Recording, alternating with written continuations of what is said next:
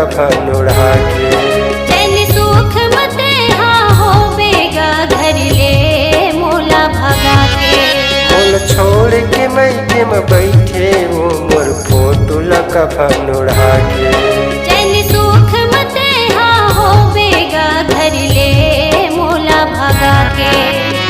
हमको दया नहीं ऐसे वो भूसा, और को तरस नहीं आई कलली।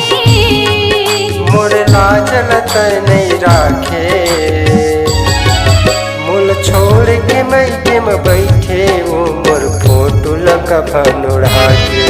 चैन सुख मते हाँ होवेगा घर ले मोला भगा के।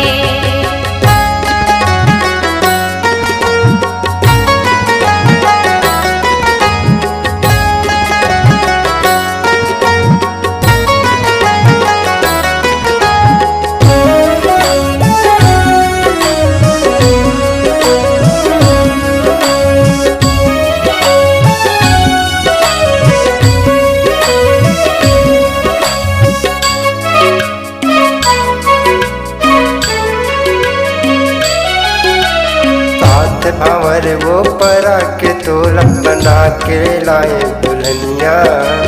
तेरे के भीतर तोला दियो जगागा तोला मचाने अपन दुनिया। तेरे के भीतर तोला दियो जगागा तोला मचाने अपन दुनिया।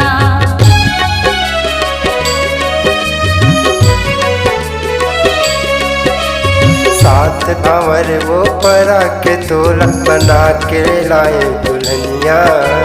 तेरे के भीतर तोला दियो जगागा तोला मचाने अपन दुनिया। तेरे के भीतर तोला दियो जगागा तोला मचाने अपन दुनिया। जीत जियत मर डरे वो मूसा, जिंदगी ला मोर बिगाड़े गलली। मोल छोड़ के वो थे भागे। मोल छोड़ के मैके में बैठे वो मोर फोटो ला कफन उड़ा के। चैन सुख मते हाँ होवेगा घर ले मोला भगा के।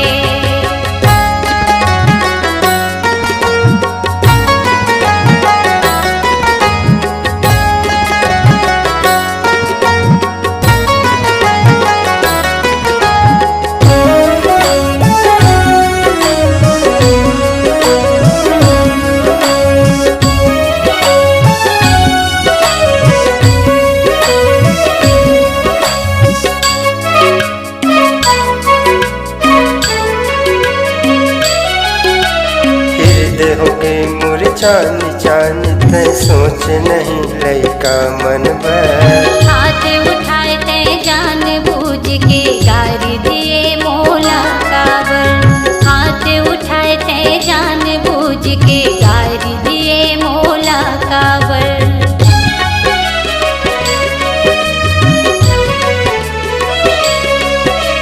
हृदय हो गई मोर चानी चानी ते सोच नहीं लइका मन भर। हाथ उठाए ते जान बूझ के गारी दिए मोला काबर। हाथ उठाए ते जान बूझ के गारी दिए मोला काबर। घर के बात है घर में रहती, नान नान बात करे ते झगड़ा।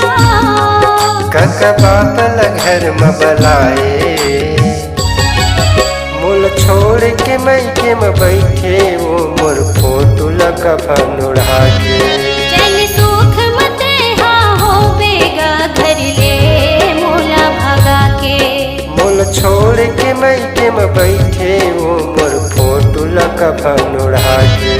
चैन सुख मते हाँ होवेगा घर ले मोला भगा के। नमस्कार दोस्तों, नए नए छत्तीसगढ़ी गाने सुनने और देखने के लिए हमारी वीणा म्यूजिक को सब्सक्राइब करें और बेल आइकॉन के बटन को क्लिक करें।